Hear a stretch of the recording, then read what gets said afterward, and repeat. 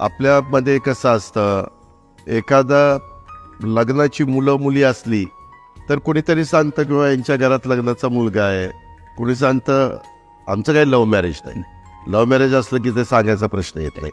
त्याच्यामुळं पवारसाहेबांचे पदमसिंह पाटलांचे संबंध मला काही स्थळं आली होती, काही मी बघितली होती आणि मग नंतर हे स्थळ आलं जे मी पसंत केलं ते सुनेत्रला.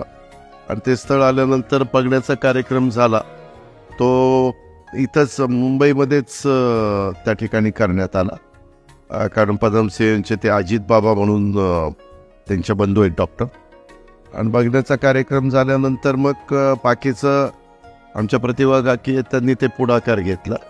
मग ती चर्चा झाली आणि तशा पद्धतीनं लग्न ठरलं. आणि मग लग्नामध्ये साहेब काका लोक सगळे वेलकम करायला होते आणि त्या पद्धतीनं